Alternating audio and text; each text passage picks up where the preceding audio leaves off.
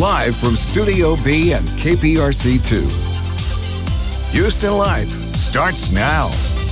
Well, hey there, everyone. Happy Hump Day. Welcome to Houston Life on this Wednesday, July 28th, 2021. I'm Derek Shore. And I'm Joe Sam. It feels good sitting next to you again. Welcome back.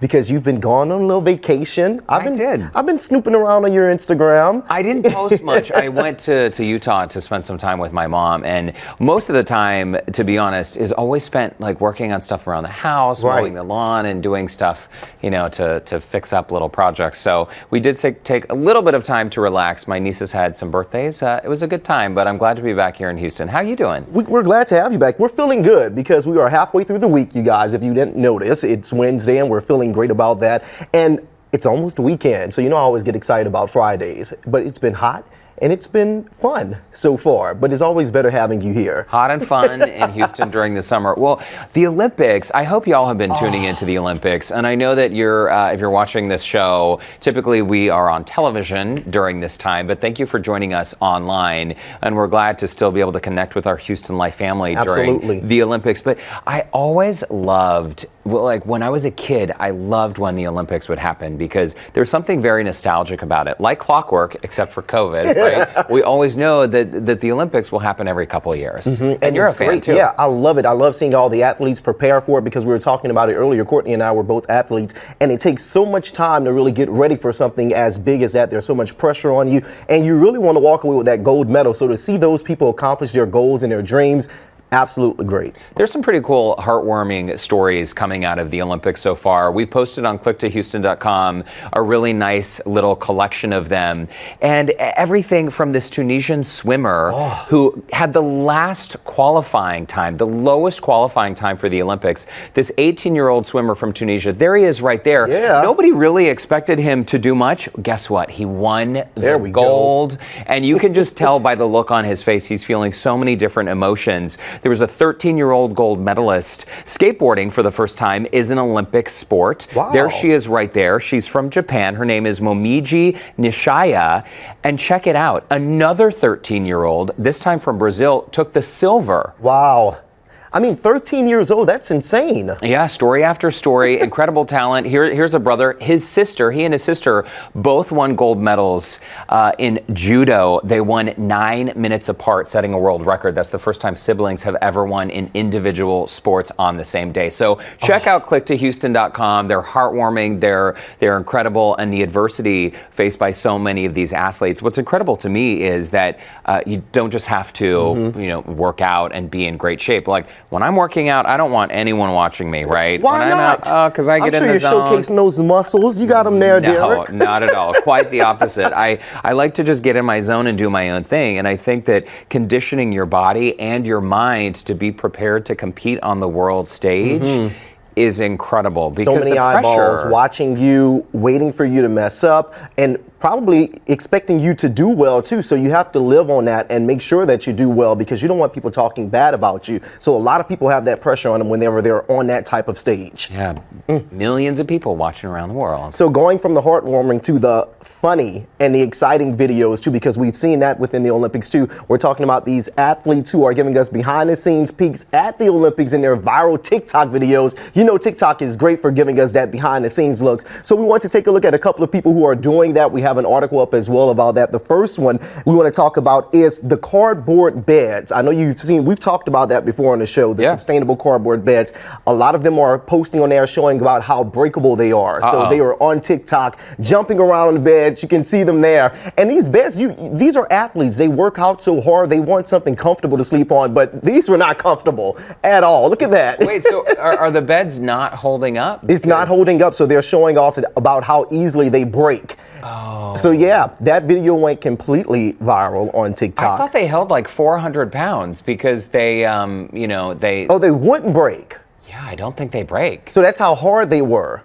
Yeah, they can hold 400 pounds, and I think most Olympians are under 400 pounds. I'm just guessing. So yeah, they're made of cardboard, and then they have this little mattress on them. Apparently, they work. Oh, I want to see how comfortable they are, though. Yeah, I'd be curious as well. We think about, you know, these athletes sleeping well and eating well, cardboard beds, but apparently they're doing something right. And best of all, they can be recycled. So that's They sure good can news. be recycled. Something else that I love being recycled is all of the great things that Simone Biles has been getting. Of course, she dropped out. We've heard about that, but people are still loving her. Even other athletes there. We talked about that. Tyler Downs, he saw her in Olympic Village and he went crazy. As I would, anybody would when they see Simone Biles. I mean, they love her. So I do want people to stop giving her so much. We already seen it all over when she dropped out. People were calling saying that she wasn't a GOAT anymore. She's always going to be the GOAT. She's always going to be that top gymnast that we all love and cherish. So he loves her, we love her, and she's just going to keep doing amazing things. I can't believe people would say that. Yeah, they were love going Simone. off saying because she dropped out, then she's no longer the GOAT. She can't keep that title. And I'm like, leave her alone, people. She has to focus on her mental stability, and we all need that chance to take a break and just relax. And I think she wanted to make sure that she didn't mess up the team by having all of those mental issues in there. Well, I think she has demonstrated even more courage and even more strength by doing what she did. And when she walked off the floor, you could hear the commentators, the announcer saying, I've never seen anything like this. What's going on? It took people a while to figure out what was happening.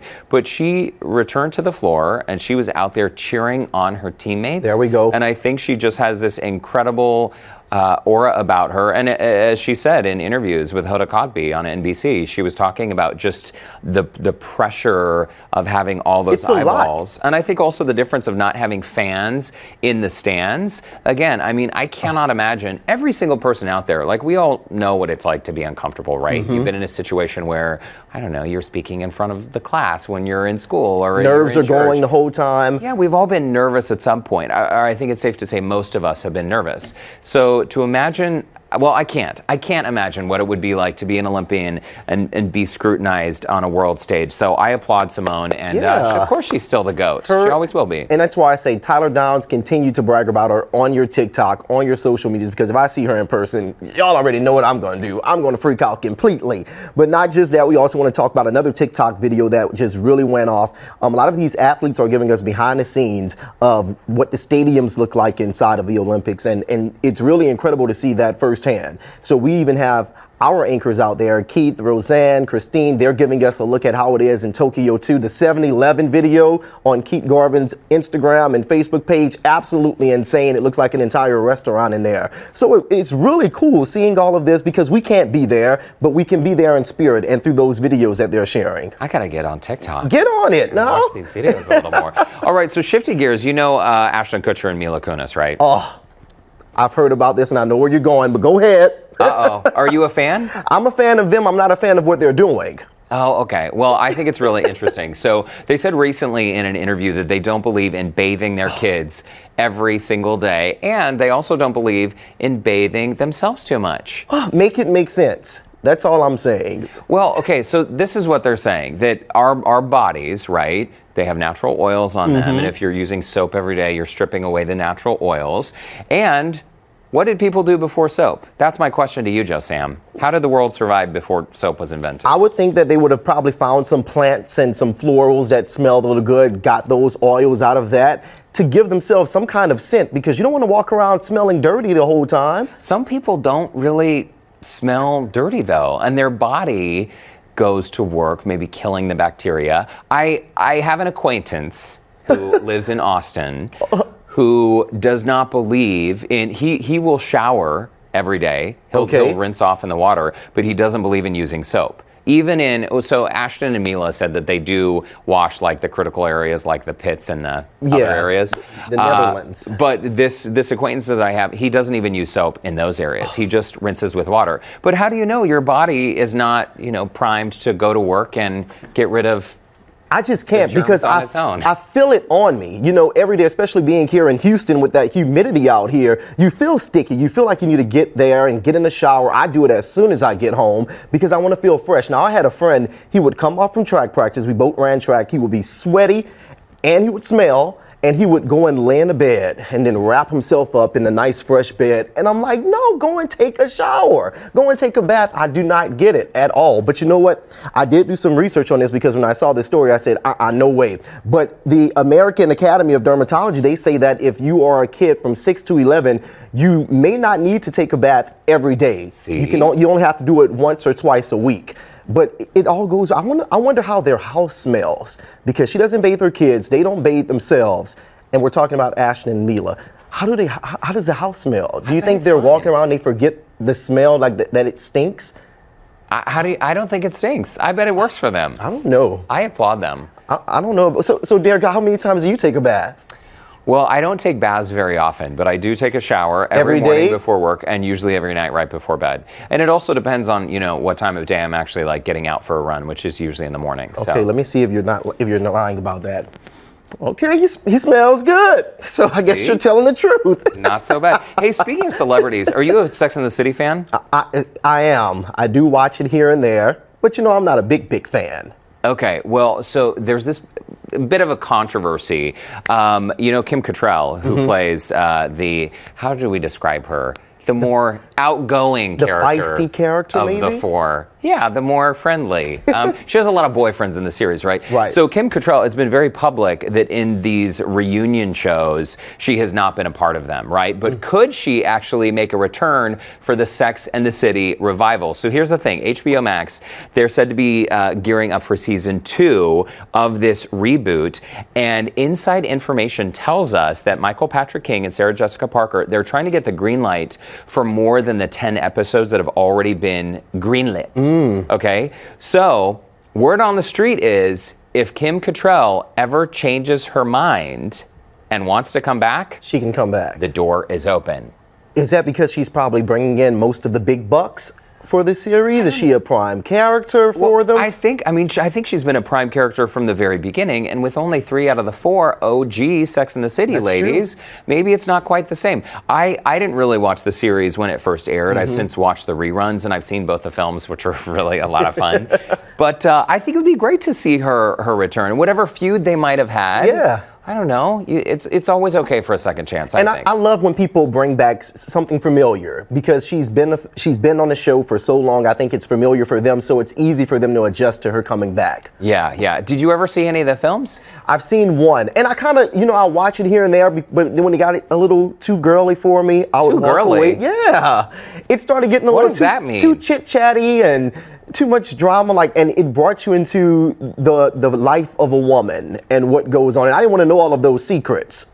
Oh, okay. I didn't think it was too chit-chatty at all. I liked it. Derek likes it. I liked it. I thought it was great. Well, also, I think sometimes these actors, they like to distance themselves from a defining role. So without naming any TV shows, think of the shows that you watched as a kid growing up. And some of these child actors are known for that role. And then they try to break out and oh, well, that was in my past. I don't want to discuss that role. Well, right. If everyone knows you from Saved by the Bell, it's okay to admit now. you were on that show, right? It's okay with me. Okay, well, I think that brings us to our question of the day. We want to hear from you. Was there ever a time you regretted giving someone a second chance? Maybe Kim Cattrall. Share your story. We do want to know. And we already have some comments coming in right now. We want to get to those comments right now.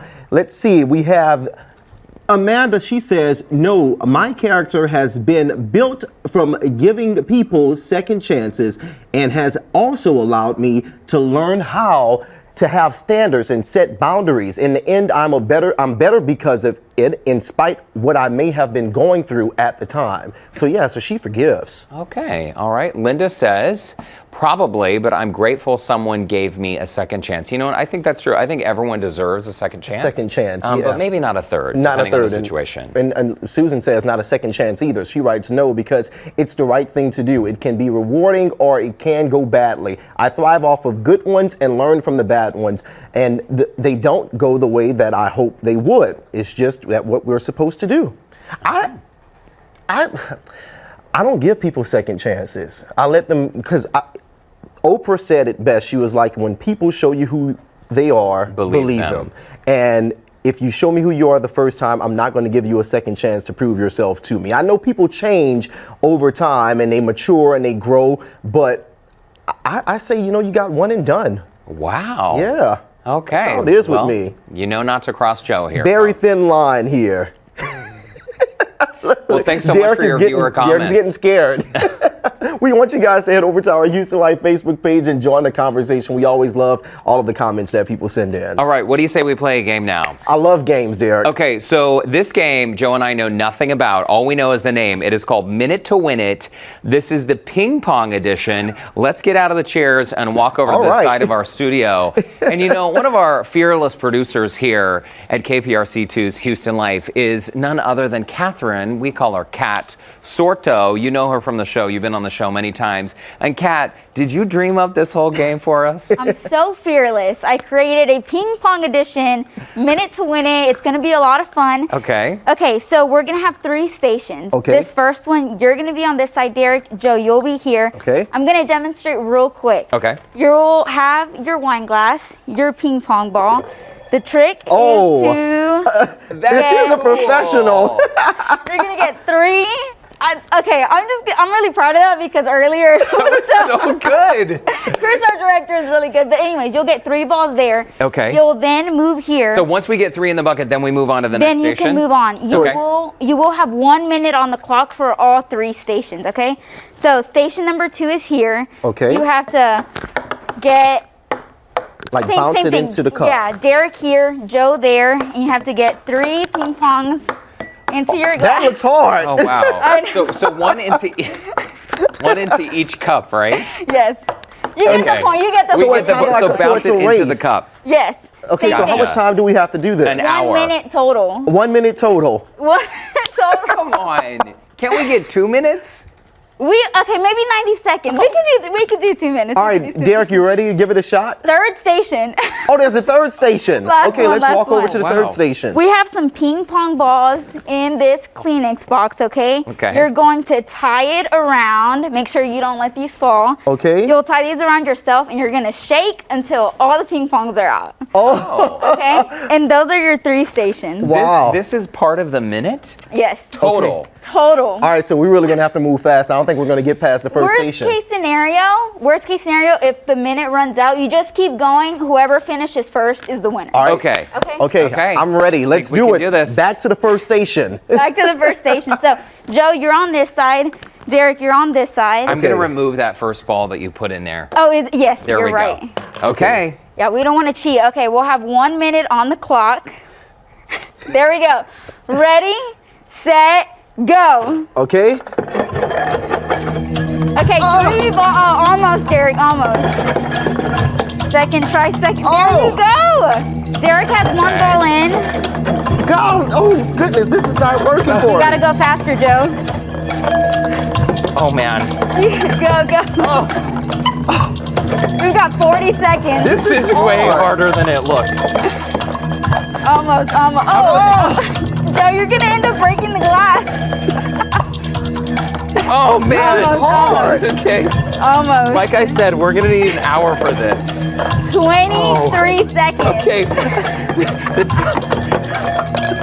You gotta go fast, Derek. I'm trying. my I don't goodness. know what happened. Oh gosh, we're gonna run out of ping pong balls.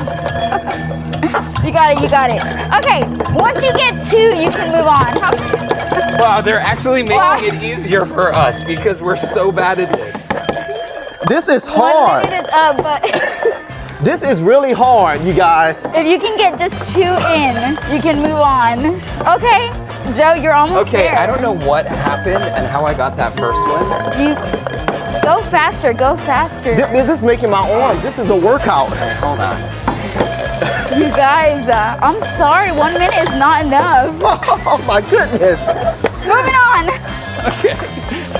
Joe, That was not Okay. hard at all. Joe. Moving on. Okay, 1 ball in that's for one. Derek. 1 and 1. Oh, 2 to 1. Almost, Derek. 2 to 2. Oh my 1 goodness. ball left for each of you. Oh gosh. Oh, Derek's done. Oh, Joe. You got it, Derek. And we have to Tie it shake up. this out? Tie it up and shake it out. my there we go. All right, here we go. Oh. You gotta go. You gotta shake some more because they're not coming out. Am I getting any out? What? Oh man. Oh, yeah, Joe's got some out. Yeah, maybe you gotta lean back. Lean back. Oh, Joe might be done. Gosh. Joe, are you done? Are you done? Let me see. I think I probably shaked my You're, mic pack. no, you got one left. You got one left. Did I get any out yet? Derek, you gotta lean back. I think that's it, Kat. Oh, you're done, Joe. One. All right, Joe's here for the win. You guys, was this a workout? Stop shaking now. No, you gotta keep going. Nothing like an empty box of Kleenex. Who knew that could be so fun? Thank you guys for playing. Yes, I think I lost my mic in the process, but No. if you guys see all of the mess that we made in the studio, Yeah. it's insane. That was Kat, actually that was fun. Good.